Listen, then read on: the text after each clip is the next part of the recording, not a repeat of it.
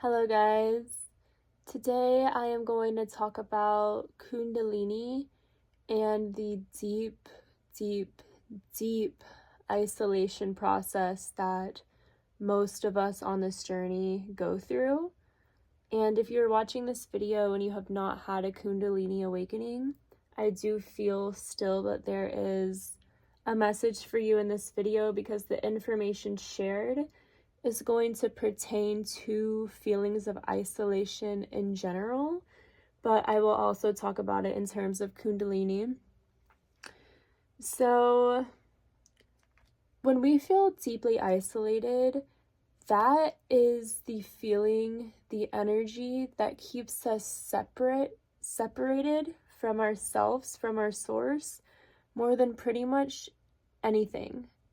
So when we're awakened on this journey and our Shakti life force shoots up the spine, as I'm sure a lot of you are kind of familiar with how this process works, but what's going on is it's coming up and it's cleansing out all distortion in our field, all the distortion that is keeping us separate from our truth. What is our truth? That we are the infinite creator, Christ consciousness, that we are all. This is the whole world. This is everything we want, and it is the same as us, okay? But when we're born in this life, we have all these wounds, all these traumas, especially if you're initiated on the Kundalini awakening journey. It's likely that you have a lot of density coming up to be cleared, a lot of density to be cleared. So when this happens and you undergo a deep, deep process of alchemization so that you can move and shift into your wholeness, you have to clear all this density. And for a lot of people, this takes years and years. I hear some people talk about it taking a few months. I have no idea how. I just don't know how. I'm sure I know anything and everything is possible, but I know for me, I can't imagine all of this being cleared in just a few months. So, with that, when you're moving through this deep alchemical process, and it's likely that you're one of the only people you know who's experiencing this, or maybe you have found a community who also works with this energy, but even then, like, everyone's moving and shifting through their own things.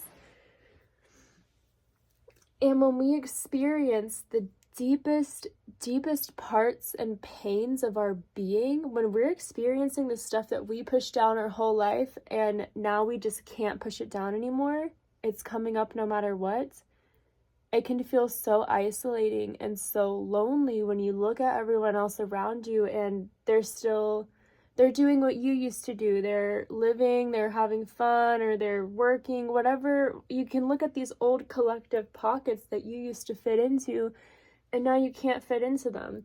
You're going on this journey. You're not going back. You're not going back. You're moving up. You're ascending. You're going on this journey. And if you're still looking down, I don't want to say down, but if you're still looking at your old life, this old collective, if you're looking at it and comparing, that is going to push you deeper, deeper, deeper into isolation because you can't fit there anymore. What you can do is you can ascend, and then you can then bring forth parts of this version of yourself, this collective, all together, but you will not be able to do that until you let go and you ascend, okay? So I want to bring it back to isolation though, because this is one of the most challenging and painful feelings to feel. It hurts a lot, and it's really, really rooted in shame, which I'm sure a lot of you have seen the scale of consciousness. And when you have shame on the scale of consciousness, it's the lowest vibration. It is the lowest vibration, and it is the one that is going to keep you most separate from everything and everyone else. Now, most humans here on Earth have some form of shame in their system. Most humans also push it away, by creating a false identity so they can ignore what's there and what needs to be healed, or by going up into the mind, escaping from it, doing drugs, any escape route, okay? So when you're on this journey and you're healing this and you're feeling this and you're looking at it and you look out into the world and everyone seems fine, it's not that they're fine, it's just that this has not been brought to their awareness. And one of the most frustrating parts, hair stuck. One of the most frustrating parts on this journey is that when you're going through this, you can't escape it. The only way to get through it is to go through it. You can't run back into those old ways like you might see other people doing. You can't just write it off and put it aside for later. Like, it doesn't give you that option. And I want you to know you are not alone on this journey. There are so many others going through the Kundalini awakening process and also moving through deep isolation.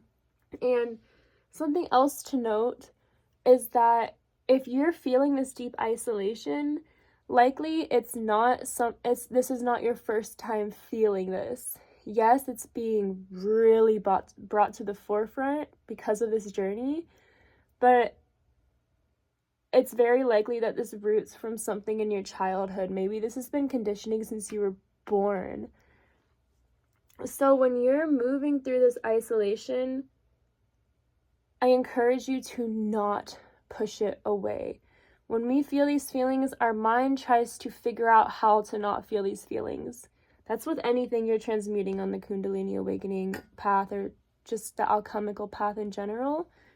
Your mind's going to try to figure out how to not feel these feelings. And some feelings, some emotions and energies are easy to feel. Like for me, sadness is pretty easy to feel. A lot of people know it's hard for them to feel. But when it comes to feelings like isolation, a lot of times it's like this deep emptiness, this deep void, this deep nothingness, this deep pain that no one taught us to feel this. No one taught us how to transmute this. So when you feel this deep, deep pain, the deeper it goes, oftentimes the more we try to figure out a different way. And the mind, whatever the mind is telling you, it's going to feel so real and so true. But as much as you can, no matter what the mind is telling you, you need to do, you have to do as much as you can. You have to let go of the mind, drop into the body, just forget the mind, drop into the body and feel it, even if it feels like nothingness, even if it feels like darkness, density, whatever it feels like, just drop into your body and feel it as much as you can, because that is what is going to transmute 1,000%. This is how you transmute this energy. And if this is something that you've been feeling for a really long time, that's okay. There's nothing wrong with you. This is not going to be your forever, even if it feels like it already has been forever. I think that's one of the hardest parts when moving through different parts of this journey, is that it feels like it's going to be forever. And when you get that stuck in your head, then it's really hard to transmute it, because you're creating that for yourself, which is why we have to drop down into our body. And it's really helpful if you can go back and remember some of the first times you can remember feeling feelings of isolation. Go back and start with those, because then you're really pulling it out at the root, not at the tippy top, not where you're at now. You're pulling it from the roots. And you see, a lot of times, if we're young children and we feel this deep shame and isolation, pretty much immediately we're going to figure out how to get out of it. Immediately, maybe as early as like kindergarten, you're already shaping your identity so that you can not feel those things, so that you can create a false identity so you don't feel what you're really feeling, okay? And no matter what, the shame that you're transmuting, it's not who you are. It's not your truth. It's something you came here to experience as an invert of who you really are, which is divine love, creator, source, which is then the more we transmute this, the more density you have to transmute, guys, the more power you're coming into. And that is just the truth. The more you are expanding as a conscious creator. So if you're in this life and you're like, dang, this sucks, I got handed the worst cards, what's really happening, your soul chose this experience because the deeper it goes inwards, the deeper you expand outwards. And when you expand outwards, you gain the ability to consciously create whatever you want to.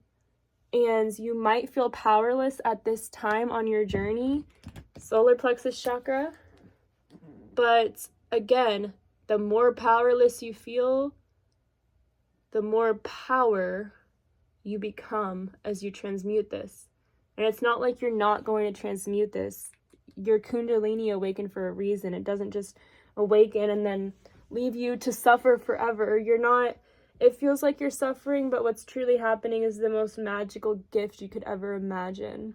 And I know it doesn't always feel like that, but it's so true. It's so real. You are divinity. You are light. You are not this distortion. It is such an illusion. And this is a wacky and crazy experience, but you are here to come into your truth.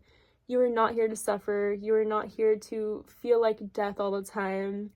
Eventually, this stuff will level out. I promise you, it will level out, okay?